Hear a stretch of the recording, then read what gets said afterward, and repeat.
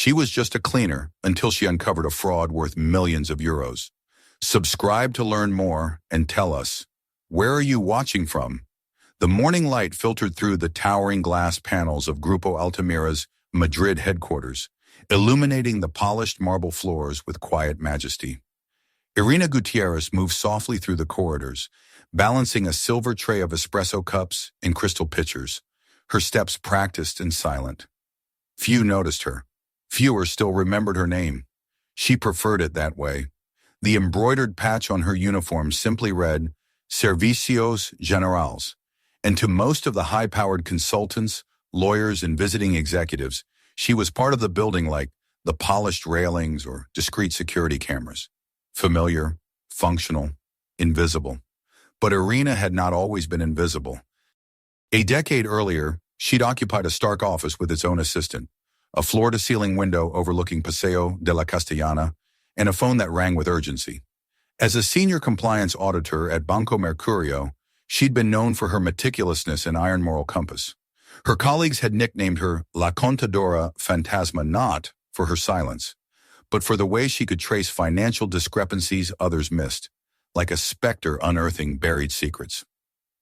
Then came her mother's illness, a cruel stroke, sudden and unforgiving. Irina had requested time first days, then weeks. The bank had offered options, but none that gave her the time her mother needed. She made her choice, and once her mother's needs consumed every waking hour, the woman who once stood in regulatory hearings and cross-examined directors began measuring her days in hospital visits and pharmacy queues. Now, years later, her mother gone, savings depleted, reputation forgotten, Irina had quietly slipped into a job that allowed her to remain solvent if unseen. Grupo Altamira paid decently, offered flexible hours, and gave her access to a world she once navigated from the inside. But now she wiped the fingerprints from its glass surfaces. She still listened, though, and she still understood everything. That morning, she was tasked with setting up for a major meeting. The 12th floor conference suite, known internally as La Sala de las Cumbres, was reserved for only the most sensitive discussions. Irina knew the signs. The security personnel stationed discreetly at both ends of the hall, the cluster of nervous junior staff in navy suits, the controlled flurry of translators and tech support. The visitors were from Laos senior delegates from the Ministry of Energy and Foreign Development, here for final stage negotiations with the Spanish fund Futuro Verde. She had heard of the fund. Everyone in the industry had. Publicly, it championed environmental transformation in emerging economies. Quietly, insiders whispered of its aggressiveness, its tendency to lock small nations into agreements they barely understood. Irina had no proof of this, of course, only a sense, sharpened over decades, that when money moved with too much speed, someone always got left behind. She finished laying out the materials: branded pens, bottled water, a discreet fruit tray. The documents were already placed, thick bilingual binders with custom covers, each bearing the green globe insignia of the fund and the flag of the Lao People's Democratic Republic. Irina glanced over them only briefly. Protocol forbade reading confidential documents, but her eye caught a familiar format: legal clauses layered in reference numbers, typical of investment guarantees. She left the room as she always did, to allow the negotiation to begin. From the service area adjacent to the hall, separated by only a thin-paneled door and an air vent, she could hear the murmur of voices: Spanish, English, and then, unexpectedly, a dialect she hadn't heard in nearly 15 years. Lao, yes, but not the formal language taught in university courses. It was the tonal, regional variation from Luang Prabang, Habia dialect she had studied during an internship with a European development program that had once tried to bring solar power to northern Laos. A failed initiative, ultimately, but the language had remained with her. She paused. Then she heard it. The phrase was delivered casually, buried in a stream of legalese, and spoken with practiced rhythm by one of the Spanish negotiators through a local translator. But Irina understood enough to grasp the crux. The accepting party shall forgo any future right to revise or contest the terms herein, regardless of circumstance or political transition. She froze. It was the kind of clause designed to escape notice, to seem standard, even necessary, But in practice, it locked the Lao government into the agreement permanently, denying them any chance to renegotiate, even if corruption or imbalance were later proven. It was not illegal, but it was exploitative. Irina's fingers tightened around the tray. She knew the dynamic of such meetings. The delegates from Laos, though senior, might not have full legal fluency in the contract's Spanish language version. Their trust in their interpreters, many hired by Futuro Verde itself, would leave them vulnerable. And no one in that room, least of all the fund's representatives, would have any interest in pointing out a clause that worked so clearly in their favor. She stepped back into the hallway, uncertain. Her breath caught in her throat. Was it really her place to say anything? She was a service worker. Her contract did not include legal oversight. Her intervention might not only be dismissed, it might cost her the job she could not afford to lose. But conscience has a voice that grows louder with every second of silence. She set the tray down and straightened her shoulders. Her heart pounded as she opened the door and stepped back into the conference room. All eyes turned toward her. The Spanish team looked irritated. The Lao delegation, surprised. Irina walked calmly to the center of the table, folded her hands, and said in a clear voice, "I apologize for the interruption, but I believe a phrase was just used that may not have been fully understood. It concerns the relinquishment of future legal revision rights." The head of Futuro Verde, a tall man with angular features and an expensive watch, looked at her as if she had just spoken in tongues. "Excuse me?" he said, his tone clipped. Irina repeated the phrase in Lao, slowly, carefully. There was a long silence. One of the Lao officials leaned forward. "Please," he said in accented Spanish, "could you clarify?" Irina turned to him and, with calm precision, translated the clause's practical implications. She was not alarmist. She offered no opinion. She simply explained what the language meant and what rights it would effectively erase. The fund's legal counsel attempted to brush her off. He chuckled and said she misunderstood, that the clause was standard. But Irina, maintaining her composure, cited similar clauses in past contracts that had led to permanent binding outcomes. She mentioned a case involving a North African nation buried in international litigation for over a decade. The room was no longer indifferent. The Lao minister looked at his aides and spoke quietly. The atmosphere changed. One of the delegates closed his binder. The signing was postponed. Later that afternoon, Irina was summoned to the office of senior partner Manuel Ramos, a former anti-corruption prosecutor turned corporate advisor. He offered her coffee and asked politely but firmly how she had understood the clause. She told him of her past, of the language, of the internship in Luang Prabang. She expected reproach. Instead, he nodded. "We might need your help," he said. The next morning, Irina was issued a temporary clearance badge and led to a side office on the 9th floor. A stack of documents waited on the desk. Her assignment, assist in reviewing the linguistic integrity of the draft agreement. It wasn't much, but it was a beginning. She sat down, unclicked her pen, and began to read, not as a cleaner or server, but once again as an auditor. What she would find in the pages ahead would shake the very foundations of the fund's operations. But for now, the marble corridors of Grupo Altamira had grown a little less silent. A voice once dismissed had been heard, and the ripple had only begun. Irina's temporary office was modest by Altamira standards, a small corner room with no windows and faint shadows of water damage on one wall. But to her, it felt like stepping back into a world she had long since left behind.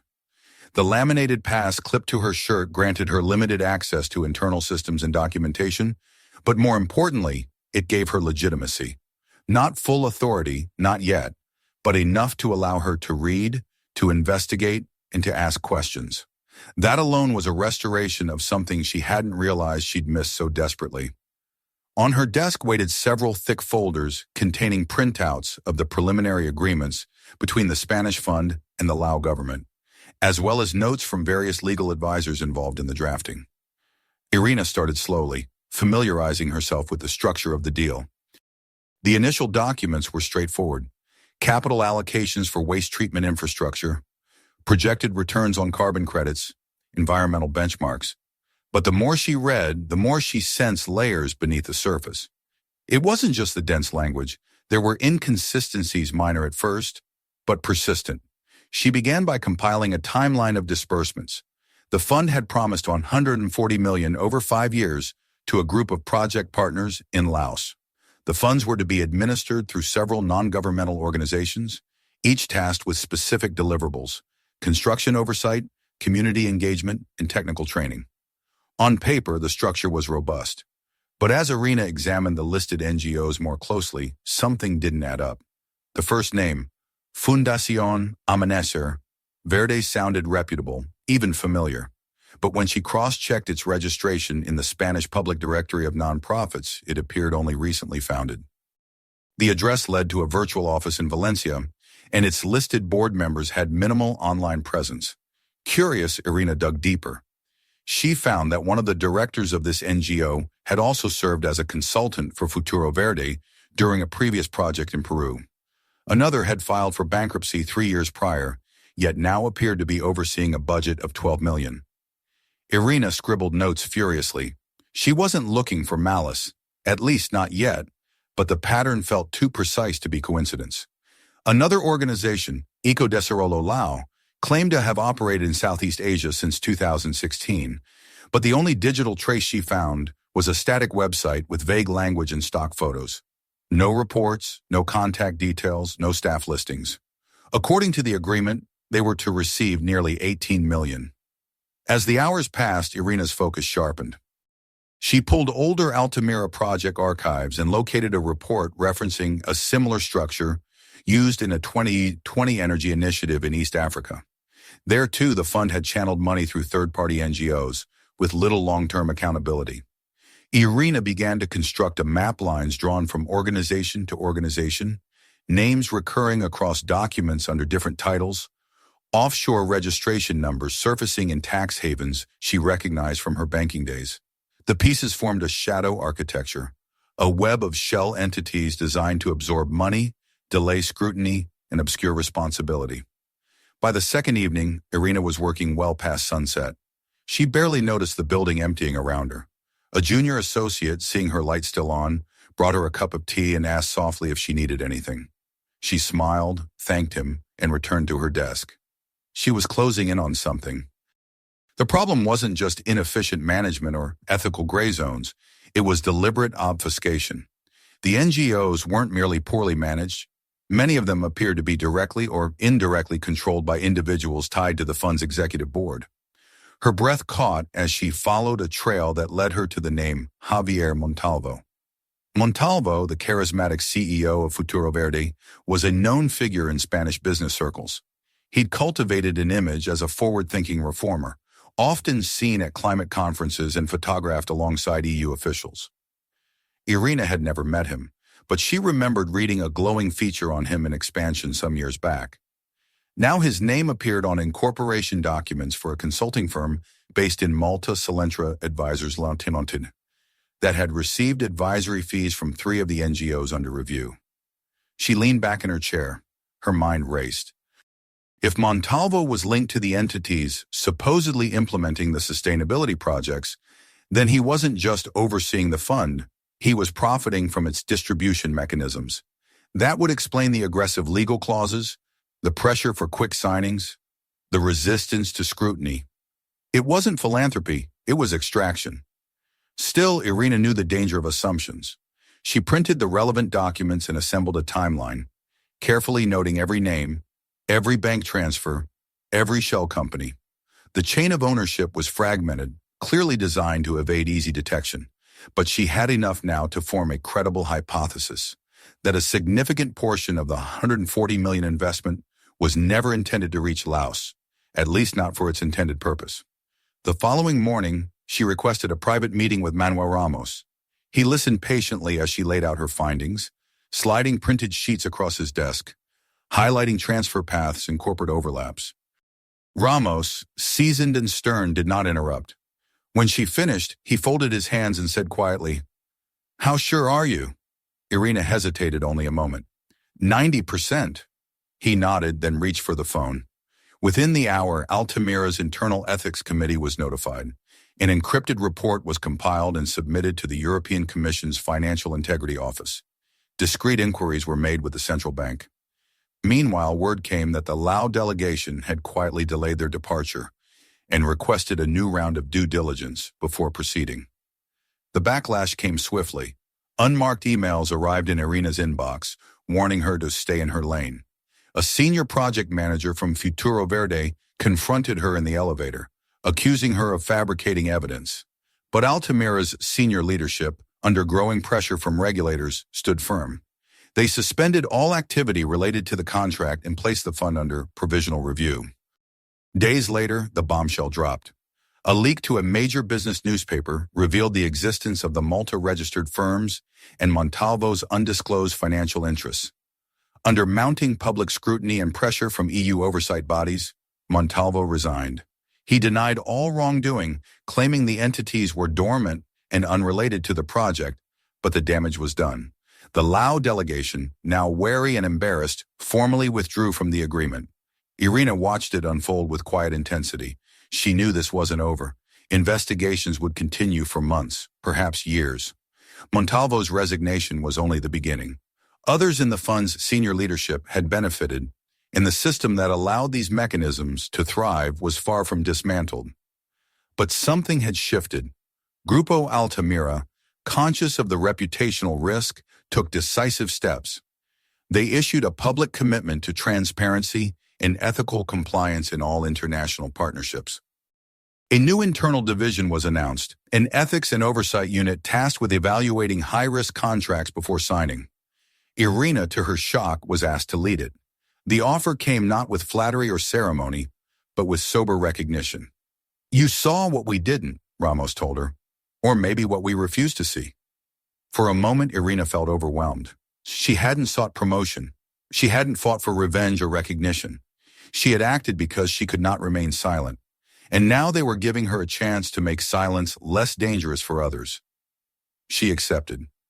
Her first act as coordinator of the ethics unit was to design a protocol for vetting third-party partners, including mandatory transparency declarations, financial traceability audits, and multilingual legal reviews. It was not glamorous work, but it was meticulous and necessary. She named the program Contrato Claro Clear Contract. As she walked the halls of Altamira now, her pass no longer said Servicios Generales. Her office had a window, her schedule included weekly leadership briefings, and her opinion was solicited, not ignored. Still, she kept her old uniform folded in a drawer at home, not as a reminder of humility, but as a symbol of how easily institutions confuse silence with consent, and how even the smallest voice, when clear and unwavering, can pierce the walls of power. Irina was no longer invisible, but she would never forget what it meant to be. In the weeks that followed the public collapse of the Laos deal and the resignation of Javier Montalvo, the air inside Grupo Altamira's Madrid headquarters seemed thinner, sharper. Meetings were more cautious, internal emails more formal, and conversations conducted in hushed tones behind glass doors. There was no overt panic. Altamira was too seasoned a giant to collapse under a single scandal, but something fundamental had shifted. The illusion of untouchability, the quiet arrogance that often blooms in institutions of great power, had cracked. Irina Gutierrez now walked those same halls with purpose, her badge upgraded, her office relocated to the 6th floor, with a view that overlooked the busy junction of Calle de Génova. A new nameplate outside her door read, Coordinadora de Ética y Transparencia Internacional, and each morning brought with it a stream of documents, inquiries, and quiet requests for review. Her inbox filled quickly with questions from departments that had previously ignored her presence altogether. It wasn't gratitude she received, it was necessity. She had learned to read that too. There was no celebratory announcement, no gala in her honor, only a tightly worded internal memorandum acknowledging the formation of the Ethics and Transparency Unit, which she now led. Its creation was as much a damage control strategy as a forward-facing promise. Altamira had weathered many storms over the decades, but in the current climate, one increasingly shaped by public scrutiny and regulatory activism, they could no longer afford reputational rot beneath a polished surface. Irina began by assembling her team. She chose carefully, favoring those with experience outside traditional corporate spheres. A former investigative journalist who had exposed real estate corruption in Seville, a retired judge from Catalonia who specialized in commercial arbitration, a young systems engineer from Colombia with a passion for open data tools. Together, they brought diverse eyes to the same documents, each one trained to notice what others missed. It was not a traditional team, and that was precisely the point. Their first major project was to formalize the very system Irina had instinctively used during the Laos investigation. They called it Contrato Claro. The initiative was ambitious in scope, modest in presentation. It proposed a multi-layered verification process for international agreements, linguistic audits, financial lineage tracing, cross-checks of NGO backgrounds, and stress testing of legal clauses against international arbitration precedents. It was exhaustive and slow, but it was thorough. Predictably, there was resistance. Senior partners grumbled about delays, especially in deals involving volatile markets where timing was currency. Legal advisors balked at the idea of submitting drafts to linguistic verification by non-lawyers. Some project heads even tried to circumvent the review process entirely, sending Irina's team outdated versions of contracts or omitting appendices. But Irina had learned not to confront resistance head-on. She documented everything, replied with data, and, when necessary, escalated her concerns to the Regulatory and Risk Oversight Committee that now, thanks to public pressure, could no longer afford to ignore her office's warnings. Then came the invitation from Brussels. The European Commission's Directorate General for International Partnerships had been following the Montalvo case closely. Quietly, they reached out, requesting a briefing on Altamira's new internal reforms. Irina flew to Belgium under the radar, accompanied by Ramos and 2 team members. The presentation was closed-door, attended by regulators, compliance officers, and several representatives from development banks. When she finished presenting Contrato Claro, there was a long silence. Then came questions. Sharp, detailed, relentless. Irina answered everyone, not with sweeping declarations, but with calmly presented evidence. A clause removed here, a false NGO disqualified there, a fund redirected to verified local implementers. The commissioners asked if the model could be adapted beyond Altamira, perhaps piloted through public-private projects within the EU. She replied that the architecture was built for adaptation. It had to be. A week later, the European Development Transparency Forum listed Contrato Claro as a recommended model for pre-signature integrity screening. 3 months later, the Asian Development Bank expressed interest in collaboration, citing the growing demand for verifiable ethical frameworks in Southeast Asia. The story that had begun in a Madrid conference room with a tray of espresso and a half-heard phrase was now shaping international policy. Back in Madrid, Irina remained cautious. She had no illusions of permanence. Power does not surrender easily, and every success birthed a quiet shadow, those who resented her, those who saw her rise as an anomaly to be corrected when the tide turned. But she had no appetite for power. Her reward was seeing her work take root. She began mentoring younger employees, especially those in support roles. She made a point of visiting the service staff office twice a month, speaking with cleaners, assistants, cafeteria workers. She asked questions, listened. Her message was subtle, but unmistakable. What you notice matters. What you understand, even in silence, has value. Her presence reminded them that invisibility is not the same as irrelevance. The press occasionally reached out for interviews, especially after Altamira's annual report credited the ethics unit with saving the firm from potential legal exposure in 2 major deals. Irina declined most requests.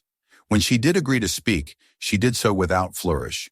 She described her role as temporary, her efforts as procedural. It's not heroism, she told one journalist. It's observation and the willingness to speak. Internally, her colleagues began referring to the Laos incident as the turning point. Some used it admiringly, others resentfully. But the phrase stuck. One afternoon, almost a year after the events that had first set everything in motion, Irina stood by the window of her office, watching the traffic knot and unknot itself beneath the gray autumn sky. A courier arrived with a package, a leather-bound journal, hand-stitched, embossed with the logo of the Ministry of Energy of the Lao PDR. Inside, a letter thanked her, not in diplomatic language, but in plain, direct prose. The new minister, recently elected, credited her intervention with preserving the country's legal sovereignty and preventing the misdirection of resources their people desperately needed. The letter ended with a single line, written in the same Luang Prabang dialect Irina had once studied long ago. Even the softest voice carries far when it speaks truth. She held the letter for a long moment. Later that day, in a meeting with her team, she spoke about expanding the Contrato Claro model to include proactive training in client nations, helping them identify exploitative language before it entered the room. One of her colleagues asked why Altamira should spend resources training people outside the firm. Irina replied, "Because no deal is ethical if only one side understands it." Her words were met with silence, then a nod from the young engineer at the end of the table, followed by agreement from others. As the meeting ended and her team filtered out, Irina sat alone for a moment. She looked at the board on her wall, now filled with case notes, press clippings, flowcharts. Then, almost without thinking, she opened a new folder and wrote a title. Contrato Claro, Next Phase. The story would not end with her, nor had it truly begun with her. It had always been about systems and silence, about the quiet spaces where ethics are either born or buried. She had simply chosen to listen when no one expected her to, and to speak when everyone hoped she wouldn't. And in doing so, she had changed the language of the room. Don't forget to subscribe for more stories like this. Watch the next video or check out others on the channel. And if this video spoke to you, share it.